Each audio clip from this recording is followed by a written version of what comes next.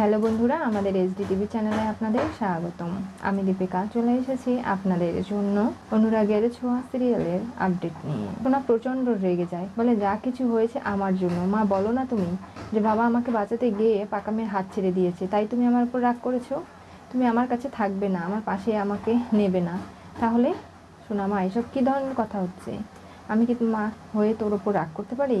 তোর এই ভুল ধারণাগুলো কেন হচ্ছে মনের মধ্যে বলতো? দীপা, তুমি বুঝতে পারছো না, একটা বাচ্চার জন্য মা যেমন জরুরি তেমন বাবাও জরুরি।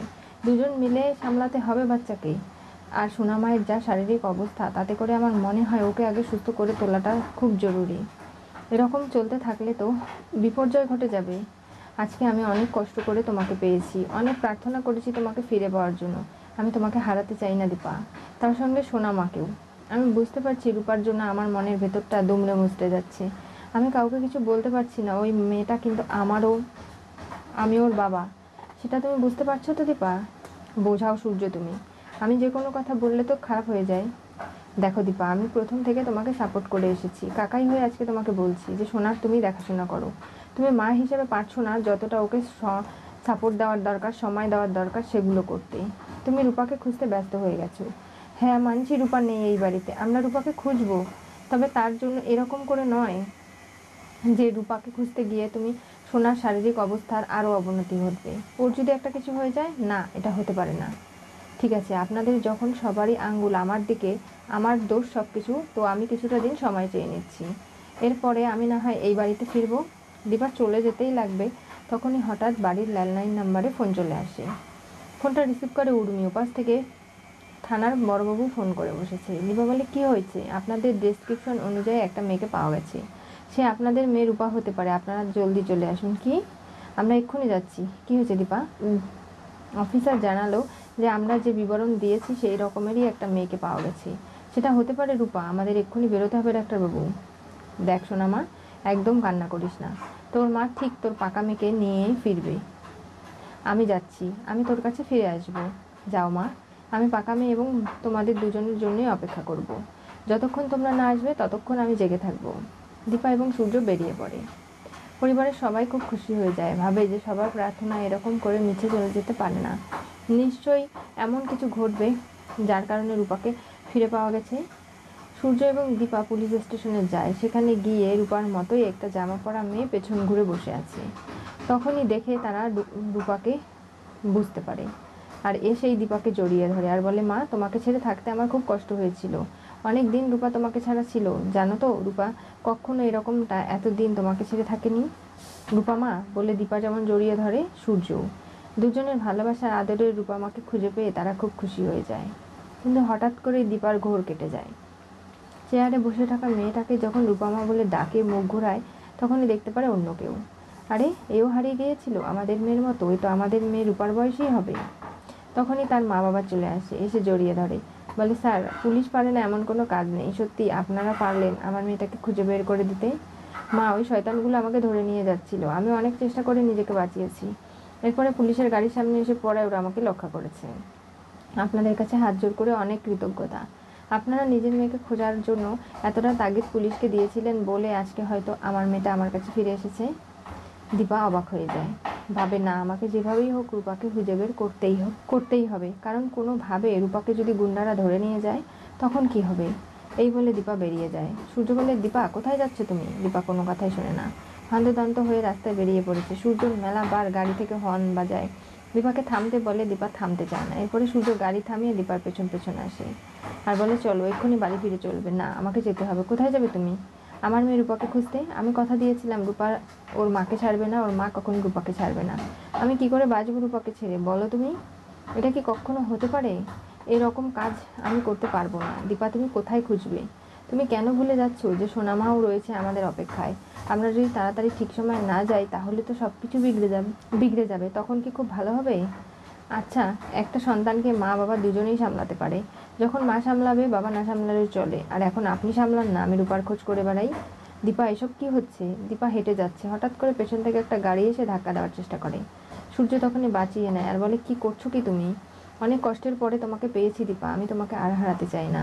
তুমি নিশ্চয়ই বুঝতে পারছো আজকে রূপা নেই আমাদের মাঝখানে। তুমি যদি সেদিন নিজে হাত ছেড়ে চলে না যেতে, তাহলে দেখতে আমরা চারজনই ঠিক থাকতাম। তুমি নিজেই সিদ্ধান্ত নিয়ে ফেললে যে আমি চারজনকে রক্ষা করতে পারবো না। তুমি হাত ছেড়ে যাওয়ার পরেই সোনা আমার গলা জড়িয়ে ধরেছিল। এরপরে রূপা মাও হাত ছেড়ে যায়, আর রূপা এই সব কিছুর জন্য আমাকে দোষী করছে। সোনা মাও ভাবছে হয়তো ওকে বাঁচাতে গিয়ে আজকে ওর পাকামে হারিয়ে গেল। কিন্তু দেখো দীপা, পরিস্থিতি এমন জটিল হয়েছিল, কেউ কারো দোষ দিয়ে এখানে পার পেতে পারে না। সেটা নিশ্চয়ই তুমি বুঝতে পারছো। আজকে যা কিছু ঘটেছে এগুলো কিন্তু কখনো মেনে নেওয়া যাচ্ছে না। আর তুমি এক্ষুনি আমার সঙ্গে বাড়ি ফিরে চলবে। সোনা আমাদের জন্য অপেক্ষা করছি। তারপরে না হয় আমরা বসে ডিসিশন নেব। এরপরে আমরা দুজনে মিলে প্রয়োজন হলে রূপামাকে খুঁজতে বেরোবো। এদিকে দীপাকে গাড়িতে তুলে সূর্য সেনগুপ্ত পরিবারের উদ্দেশ্যে রওনা দেয়।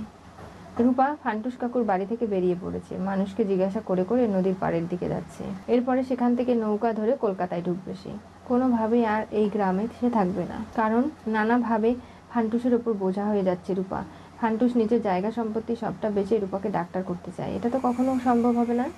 আর যার কারণেই রূপা এই গ্রাম ছেড়ে চলে যাচ্ছে। হঠাৎ করেই ফান্টুসের পরিচিত একজনের সঙ্গে দেখা হয়ে যায়। সে বলে, তুমি কোথায় যাচ্ছ?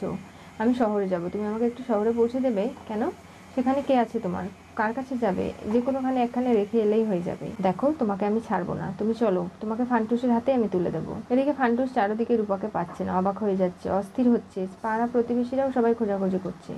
আর ঠিক তখনই লাট্টু কান্নাকাটি করে। বিন্দি কোলে তুলে নেয় তাকে, বলে, আমার দিদি সত্যি আবার হারিয়ে গেল। আমি বুঝতে পারছি না যে কি করে এই সব কিছু ঘটলো। আর রূপাকে আমি নিজের মেয়ের মতো ভালোবাসি, ও আমাকে না জানিয়ে এরকম করে দূরে চলে যেতে পারবে কি করে? সেটাই আমি বুঝতে পারছি না। আমাকে যেভাবেই হোক রূপাকে খুঁজে আনতেই হবে।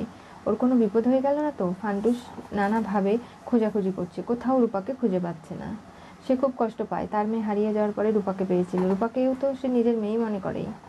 আর এদিকে রূপাকে নিয়ে আসছে আরেকজন, ফান্টুসের হাতেই তুলে দিতে। সূর্যদীপা সেনগুপ্ত পরিবারে যাওয়ার আগেই সোনার প্রিন্সিপাল ম্যাম এবং ক্লাস টিচার চলে যায়। সেখানে গিয়ে বলে, আমরা শুনলাম যে সূর্য স্যারই নাকি হাত ছেড়ে দিয়েছে রূপার, আর রূপা ভেসে গেছে। এমনকি দীপাও ভেসে গিয়েছিল, তাকে খুঁজে পাওয়া গেছে। এগুলো কি সঠিক? দেখুন, আপনারা চুপ করুন। সোনা যদি এগুলো শুনতে পারে তাহলে খুব হিতে বিপরীত হয়ে যাবে। তখনই সূর্যদীপা বাড়িতে ঢোকে। সূর্য বলে যে, হ্যাঁ, আমি রূপার হাতটা ছেড়ে দিয়েছিলাম, যার কারণেও ভেসে গেছি। সোনাকে বাঁচাতে গিয়ে আমাকে রূপার হাত ছেড়ে দিতেই হতো। ডাক্তারবাবু, এসব আপনি কি বলছেন? হ্যাঁ, ঠিকই তো বলেছি। দেখতে পাচ্ছ না আজকে সবাই আমাকে এরকম করে দোষারোপ করছে? দেখুন, আমরা যা শুনেছি তাই বলার চেষ্টা করছি। ডাক্তার সেনগুপ্ত, আপনি মন খারাপ করবেন না। সত্যিটা কি বলুন তো? সোনা ওপর থেকে চিৎকার দিয়ে ওঠে, বলে, না, আমার বাবা কখনো ইচ্ছে করে পাকামের হাত ছেড়ে দেয়নি। বাবাকে তোমরা একদম কোনো কথা বলবে না। যা হয়েছে আমার জন্য হয়েছে, আর মা সে কারণে আমার উপর রেগে আছে। পাকামে আজকে আমার জন্য নেই, আমাকে রক্ষা করতে নেই। এসব কি কথা হচ্ছে সোনা? এগুলো বলতে নেই কেন? তুমি বুঝতে পারছো না? দেখছো তো দীপা, কি ঘটছে ঘটনাটা? দীপা, আমরা তাহলে আজকে আসি। আমরা এসেছিলাম একটাই কথা বলতে, যে সোনা এবং রূপার স্কুলে অনুষ্ঠান রয়েছে, সেখানে বাবাদের মাদের পার্টিসিপেট করতে হবে। তোমরা যদি আসতে খুব ভালো হতো। আর সোনার যা মানসিক অবস্থা, ওর পরিবর্তন করা প্রয়োজন এই বিষয়গুলো। তাহলে দেখবো আস্তে আস্তে নর্মাল লাইফে ফিরে যেতে পারবে, আর তোমরাও। তার জন্যই বলছিলাম। তুমি আসবে তো দীপা? দীপা কোনো কথা বলছে না। দীপা শুধু রূপার ধান্দা দেখছে, যে সেনগুপ্ত পরিবারে রূপা ফিরে এসেছে। আর বলছে যে, মা, তুমি আমাকে ছেড়ে আনন্দ হইহুল্লোড় করতে পারবে? তুমি ওই বাড়িতে গিয়ে নানাভাবে সুখ করবে, আর আমি এখানে কষ্ট পাবো? এগুলো নিয়ে দীপা যখন অবাক হয়ে যায়, তখনই দেখতে পারে এটা তার ধান্দা ছিল। সোনামা বলছে, মা, তুমি আমার কাছে থাকবে না? আমাকে তুমি আদর করবে না? তুমি আমার স্কুলের অনুষ্ঠানে যাবে না? মা বাবা দুজনকেই যেতে হয়। তুমি যাবে তো আমার সঙ্গে? তখনই দীপা নিজের চোখের জল মোছে আর ভাবে যে হ্যাঁ, যাবে। দীপাকে যেতেই হবে কাকাই। হ্যাঁ, তোমার মনের পরিস্থিতি যাই হোক না কেন, তোমাকে কেউ যেন কাঠগড়ায় তুলতে না পারে, তাই আমি বলবো যে তুমি সোনার স্কুলে যাও, সেখানে গিয়ে ওর পরিবেশটা পাল্টে আনো। আর দেখবে আস্তে আস্তে সোনাও স্বাভাবিক হবে, এবং কি তুমি আর সূর্যও তাই। তোমাদের মধ্যে দিয়ে কতটা যে কাজ করছে মনের মধ্যে কষ্ট, সেটা আমি বুঝতে পারছি। কিন্তু তারপরেও এগুলো সাইডে রেখেই তোমাদের সোনার কথা ভাবতে হবে, ওকে সুস্থ করতে হবে। ওর কোনো বড়সড় অসুস্থতা হতে দিলে কিন্তু চলবে না। রূপা দীপার কাছে ফিরেই জড়িয়ে ধরলো। সূর্য দীপা সোনার স্কুলের ফাংশনে যাবে। আজকে সোনাকে পরিবেশ নতুন করে পাইয়ে দেওয়ার জন্য নানাভাবে সূর্য এবং দীপা দুজনেই সোনার অনুষ্ঠানে যাবে এবং পার্টিসিপেট করবে। দীপার মনে ইচ্ছে না থাকলেও সোনা যেভাবে জোর করছে, যেভাবে নানাভাবে বলছে যে, মা, তুমি আমার সঙ্গে যাবে না, এগুলো থেকে দীপা যাবে বলতে বাধ্য হয়েছে।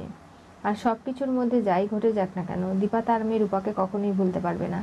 রূপাকে সে খোঁজা সব সময়ই চালিয়ে যাবে। তার মধ্যে থেকেও সোনাকে সে দেখে শুনে রাখবে। কোনোভাবে সোনার কোনো ক্ষতি হয়ে যাক, সেটাও দীপা সহ্য করতে পারবে না। নানাভাবে দীপা কোন দিকে যাবে বুঝতে পারছে না। সূর্যও আজকে দীপাকে দোষারোপ করে, বলে তোমার আর সোনামায়ের মধ্যে কোনো পার্থক্য নেই। তুমি একদিকে রশি ধরে টানছো, অন্যদিকে সোনামা, আমি মাঝখানে পড়ে আছি, কি করবো বুঝে উঠতে পারছি না। আমারও তো কষ্ট হয়, তোমরা একবারও ভেবে দেখেছো? ডাক্তারবাবু চিন্তা করবেন না, সব কিছু ঠিক হয়ে যাবে, পরিস্থিতি একদিন সামলে আসবে। কোন দিন দীপা? আমি যার এগুলো পেরে উঠছি না। কবে যে রূপামাকে আমরা খুঁজে পাবো? ওর কিচ্ছু হতে পারে না, আমরা ওকে খুঁজে বের ঠিক করে ফেলবো, তবে কবে সেটাই তো বুঝতে পারছি না। এদিকে সোনার যা অবস্থা, তাতে করে ওর নতুন নতুন পরিবেশের সাথে মেলামেশা করা দরকার, সবটা ভোলা দরকার। সবে ও নিজের বোনকে হারিয়ে নিঃস্ব হয়েছে, এরপরে কি ঘটবে জানতে চোখ রাখতে হবে আমাদের চ্যানেলে। পাশে থাকা বেল আইকনটি অবশ্যই করে ক্লিক করুন।